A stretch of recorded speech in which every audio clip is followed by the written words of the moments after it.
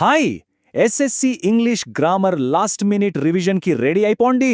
ఈరోజు మన target question number 13 sentence transformation.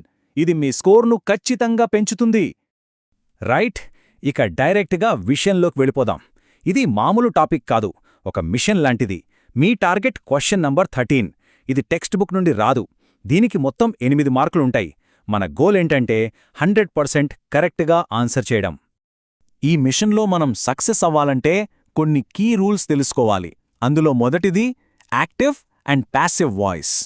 ఇప్పుడు చూడండి, ఇక్కడున్న ఈ స్వాప్ మెథడ్ చాలా సింపుల్. ఏం లేదు, సబ్జెక్ట్ని ఆబ్జెక్ట్ని మార్చేయడమే.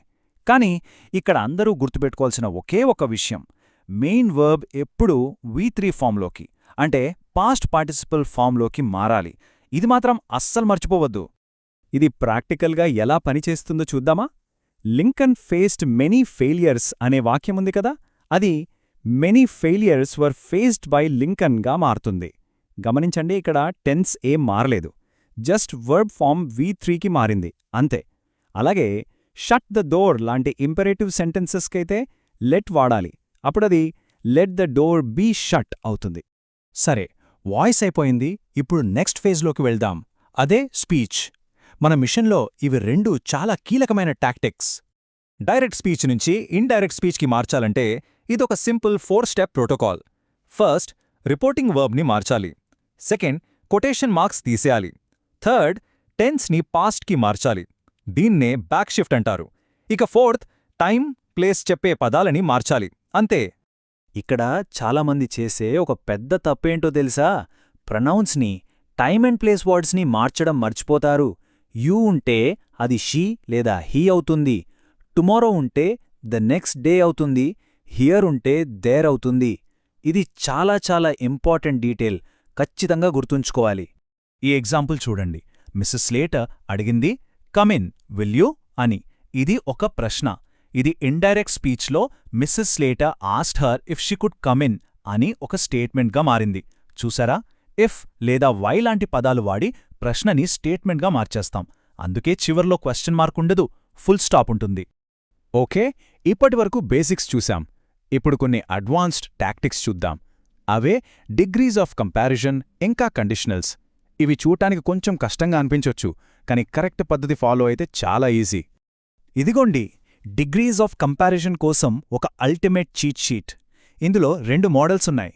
మోడల్ 1 అంటే ఒకరిని అందరితో పోల్చడం. మోడల్ 2 అంటే ఒకరిని ఒక గ్రూప్తో పోల్చడం. ఈ టేబుల్ చూస్తే మీకు సూపర్లేటివ్, కంపారిటివ్, పాజిటివ్ డిగ్రీస్లో సెంటెన్సెస్ని ఎలా మార్చాలో క్లియర్గా అర్థమైపోతుంది. ఈ 2 మోడల్స్ని పక్కపక్కన పెట్టి చూద్దాం. మోడల్ 1లో కలాం అందరికంటే బెస్ట్ స్టూడెంట్ అన్నప్పుడు అతన్ని క్లాస్లో ఉన్న అందరితో పోల్చుతున్నాం. కానీ మోడల్ 2లో వింగ్స్ ఆఫ్ ఫైర్ అనేది మంచి పుస్తకాల్లో ఒకటి అన్నప్పుడు దాన్ని కొన్ని ఇతర గొప్ప పుస్తకాలతో పోల్స్తున్నాం. ఈ చిన్న తేడా గమనిస్తే చాలు. ఇక కండిషనల్స్ విషయానికి వస్తే ఇఫ్ క్లాజెస్ లాజిక్ చాలా సింపుల్. ఒక నెగటివ్ కండిషన్ చెప్పాలనుకుంటే అన్లెస్ వాడండి. ఫర్ ఎగ్జాంపుల్, హెల్మెట్ పెట్టుకోకపోతే స్కూటర్ నడపలేరు అని. అదే ఒక పాజిటివ్ కండిషన్ చెప్పాలనుకుంటే యాజ్ లాంగ్ యాజ్ వాడండి. ఆమె మందులు తీసుకున్నంత కాలం ఆమెకి నయమవుతుంది అని. చూశారా ఎంత సింపులో? ఓకే, మన మిషన్ ఆల్మోస్ట్ చివరి దశకొచ్చేసింది. ఇదే మన ఫైనల్ చెక్ లిస్ట్. ఇప్పటిదాకా నేర్చుకున్న రూల్స్ అన్నీ ఒకసారి ఫాస్ట్గా రివైజ్ చేద్దాం. క్వశ్చన్ ట్యాగ్స్ అనేవి ఒక సింపుల్ ఈక్వేషన్ లాంటివి. స్టేట్మెంట్ పాజిటివ్ అయితే ట్యాగ్ నెగటివ్, స్టేట్మెంట్ నెగటివ్ అయితే ట్యాగ్ పాజిటివ్. అంతే. ఇట్ విల్ రెయిన్ సూన్ అనేది పాజిటివ్, కాబట్టి ట్యాగ్ వోంట్ ఇట్ అని నెగటివ్గా వచ్చింది. జాగ్రత్త, ఇక్కడ 2 చాలా ఇంపార్టెంట్ ఎక్సెప్షన్స్ ఉన్నాయి.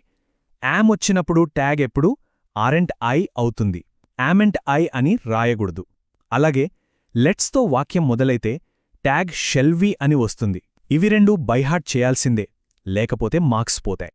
సరే, ఇది మన ఫైనల్ చెక్లిస్ట్లో డూస్ అంటే మనం ఖచ్చితంగా చేయాల్సినవి. 1, ప్యాసివ్ వాయిస్లో వర్బ్ ఎప్పుడూ V3లోనే ఉండాలి.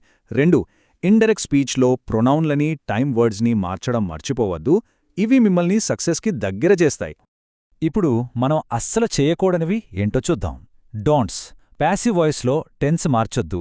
ఇండైరెక్ట్ స్పీచ్లో కొటేషన్ మార్కులు పెట్టొద్దు.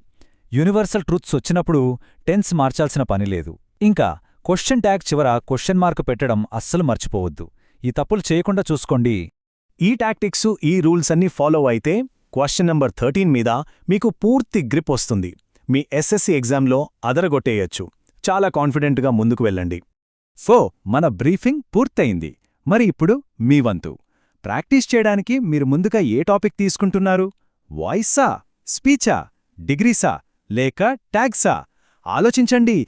వెంటనే ప్రాక్టీస్ మొదలుపెట్టండి. All the best.